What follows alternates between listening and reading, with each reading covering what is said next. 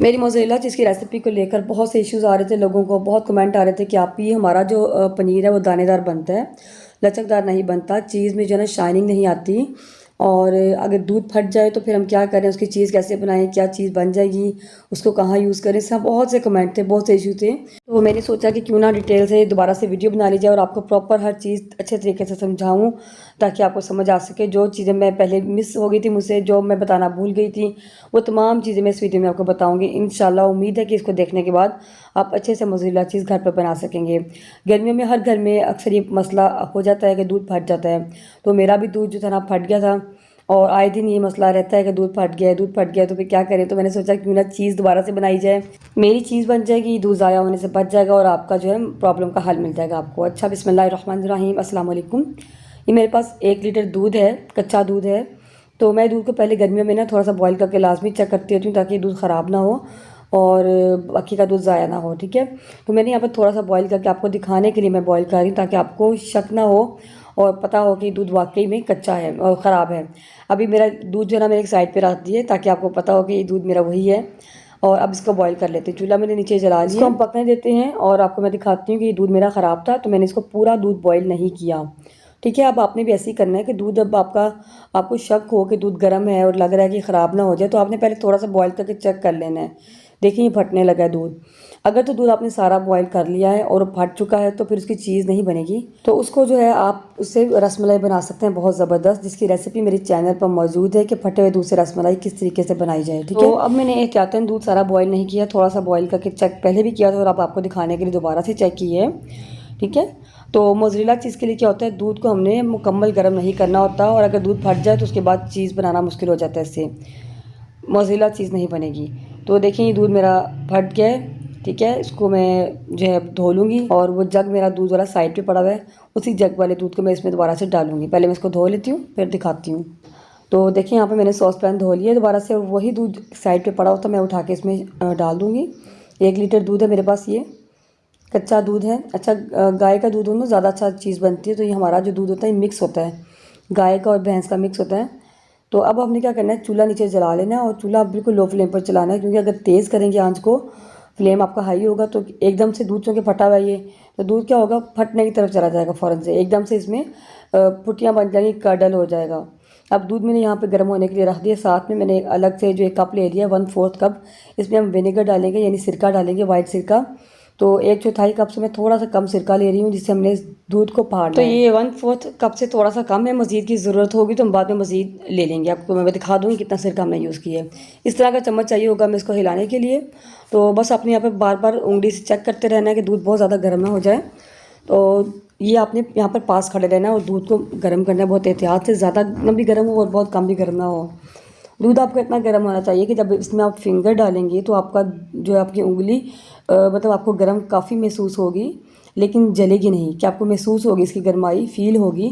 Flame को आपने बिल्कुल लो रखना है और बार बार चेक करते रहना है। यहाँ पर सारा कमाल आपकी उंगली का है, आपके महसूस करने का है, ठीक है। और इस चीज़ को आपने बहुत एहतियात से आपने यहाँ पे करना है कि आपने इतना आपकी दूध गर्म होगा कि आप जब उंगली लगाएंगे तो आपको ज़्यादा गर्म महसूस होगा, लेकिन उंगली जलेगी नहीं, यानी कि इतनी ज़्यादा गर्माई नहीं होगी कि आपकी उंगली जलने लगे, लेकिन गर्म फील होगा, ठीक है।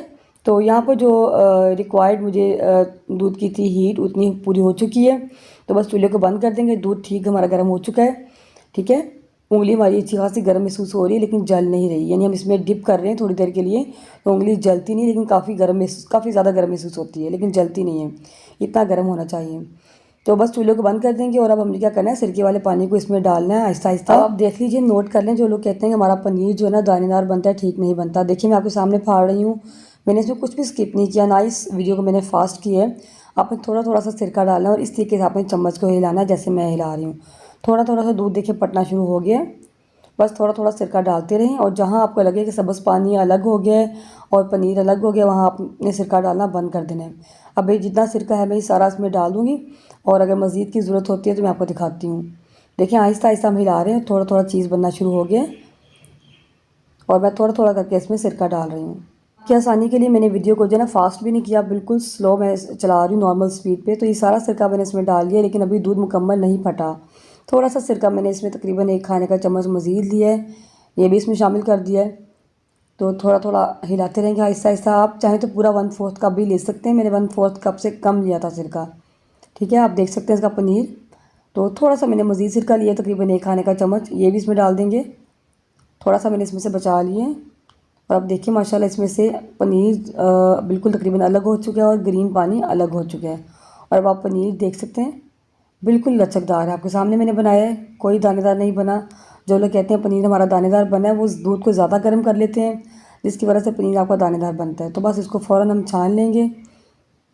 और देखिए, आप देख सकते हैं लचकदार पनीर है। सब देख के फील हो रहा है कि आपकी चीज़ इंशाल्लाह बिल्कुल परफेक्ट बनेगी। पनीर आपका ठीक बन गया तो चीज़ आपकी इंशाल्लाह बिल्कुल परफेक्ट बनती है। आपने दूध को बहुत ज़्यादा गर्म नहीं करना, उससे आपका जो पनीर है वो दानेदार बनेगा। और बहुत तेज़ तेज़ भी नहीं हिलाना, ठीक है। बस कोई पानी वाला डालने की ज़रूरत नहीं है। इसको हाथों से अच्छे से निचोड़ते रहेंगे, इसका पानी निकलता रहेगा। और जब साइज़ में थोड़ा छोटा हो जाएगा और आपको फील हो जाए कि अब इसमें से मज़ीद पानी नहीं निकल रहा, तो फिर इसको हम जो है दोबारा से गर्म करेंगे। इस तरीके से दबाते रहें। देखिए पानी निकल रहा है इसमें से, और जब पानी निकलना बंद हो जाएगा उसके बाद गर्म करेंगे। अच्छा, गर्म करने से क्या होता है, इसमें से पानी मज़ीद इसके अंदर जितना पानी होता है ना, वो बाहर निकलता आता है। मैं इसको एक बार क्या करूँगी, एक बाउल में डाल के 10 सेकंड के लिए या 20 सेकंड के लिए मैं इसको माइक्रोवेव में गर्म करूँगी, ठीक है। और उसके बाद मैं आपको दिखाती हूँ। देखिए मैंने इसको गर्म किया और आप देख सकते हैं, तो पहले अभी देखिए कितना लचकदार हो चुका है ये, और अभी काफ़ी गर्म है, तो मुझसे ज़्यादा गर्म हो गया है। बस 10 सेकंड ही आपने गर्म करना है। आप देख सकते हैं पानी इसका नीचे आपको नज़र आ रहा होगा, पानी इसका अलग हो गया है। तो जितना जितना आप इसको गर्म करते रहेंगे, आप चाहें तो उसको बार बार माइक्रोवेव करके भी चीज़ बना सकते हैं, ठीक है। या चाहें तो आप पानी में इसको डिप करके, गर्म पानी में डिप करके भी चीज़ बना सकते हैं। दोनों तरीके बिल्कुल ठीक है। अब ये गर्म है तो मैं इसको थोड़ा थोड़ा जो है निचोड़ती रहूँगी ताकि पानी और मज़ीद निकल आए। आप इसके लचक चेक कर सकते हैं, देखें अभी से लचकदार है माशाल्लाह। तो अब इसको हमने मज़ीद इसमें से पानी निकालना है और इसको हमने मज़ीद जो है ना थोड़ा सा पकाना है। उसके लिए क्या करेंगे, सॉस पैन में मैंने पानी ले लिया, सिंपल पानी। अच्छा, ये भी मुझसे किसी ने क्वेश्चन किया था कि आपने जो पहले चीज़ वाला पानी है, खट्टा पानी, वो आपने क्यों लिया है। तो वो मैंने वैसे ही लिया था और अब मैंने बिल्कुल सिंपल पानी ले लिया। इसमें थोड़ा सा नमक शामिल किया ताकि चीज़ थोड़ी सी नमकीन हो जाए। तो इसमें हम इस चीज़ को डाल देंगे। पानी यहाँ पे इतना गर्म हो कि आपकी उंगली यहाँ पे जलेगी। पानी ज़्यादा गर्म होना चाहिए लेकिन बॉईल ना हो। तो जब पानी ज़्यादा गर्म हो जाएगा, चूल्हे को बंद कर देंगे, उस चीज़ को उसमें डाल के 15 से 20 सेकंड के लिए छोड़ देंगे। आप देख सकते हैं चीज़ माशाल्लाह अभी से लचकदार फील हो रही है आपको।